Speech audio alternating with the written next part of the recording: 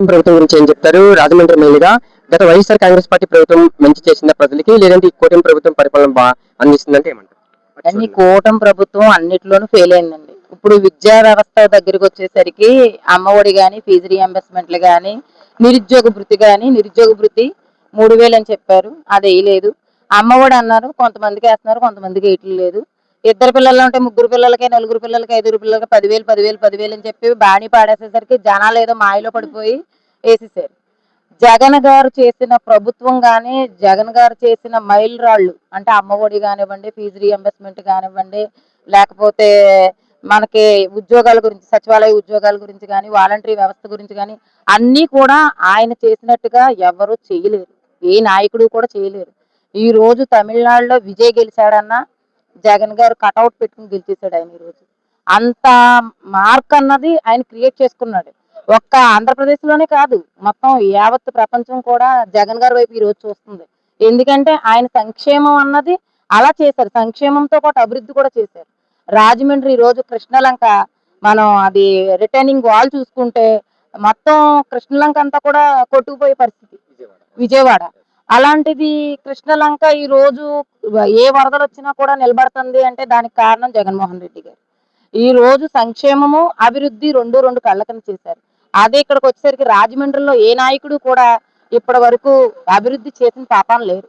మనకి ఇక్కడ మోరంపూడి ఫ్లేవర్ ఒక మచ్చి తునక, ఎంతో మంది నాయకులు వచ్చారు కానీ ఏ రోజు కూడా అక్కడ ఎంతో మంది డివైడర్లు, చాలా మంది యువకులు చనిపోవడం జరిగింది.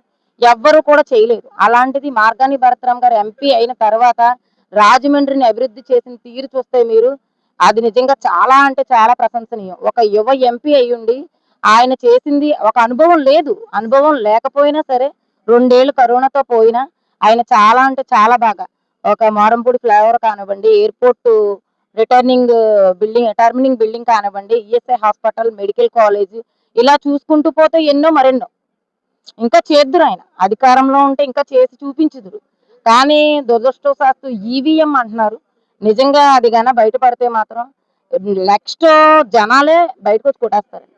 ఎందుకంటే ఇప్పుడు జరుగుతున్న పాలన దుర్మార్గమైన పాలన, ఎదిరిచ్చిన వాళ్ళ మీద కేసులు. అంటే గత జగన్మోహన్ రెడ్డి గారి పరిపాలన కంటే ఈ పరిపాలనే ప్రజల పరిపాలన, గతది రౌడీయిజం పాలన అంటూ కూడా ఈరోజు టీడీపీ నాయకులు మాట్లాడుతున్నారు. సంక్షేమ పథకాలు అన్ని కూడా మేము అమలు చేసేసాము, సూపర్ సిక్స్ అమలు చేసాము, మహిళలకు ఉచిత బస్సు ప్రయాణం కూడా మేము కల్పించామంటున్నారు. మరి టీడీపీ నాయకులు ఏమంటారు? ఏంటి ఉచిత బస్సు ప్రయాణం అన్నది ఆడవాళ్ళకి ఒక్కళ్ళకే ప్రత్యేకంగా పెట్టారు. ఉచిత బస్సు ప్రయాణం వల్ల ఎవరికి ఉపయోగం అండి? ఎవరికి ఉపయోగం? నిరుపేదలు ఉపయోగపడతారా? కూలి పనికి వెళ్ళే వాళ్ళు బస్సు ఎక్కుతారండి? ఒక పని చెప్పండి, రోజు వాళ్ళు డైలీ వేరే కూలి చేసుకునే వాళ్ళు చేయరు. అది ఎవరికి ఉపయోగం అండి? జాబులు చేసుకునే వాళ్ళకి ఉపయోగం, ఉద్యోగాలు చేసుకునే వాళ్ళకి ఉపయోగం. నేను ఈ రోజు ఒక మహిళగా చెప్తున్నానండి. స్త్రీ నిధి అన్నారు, 1500 అన్నారు, వేసారా? ఏదండి? ఇప్పుడు జగన్ గారు ఉంటే బడుగు బలహీన వర్గాల వారికి 18,000 రూపాయలు వేసేవారు.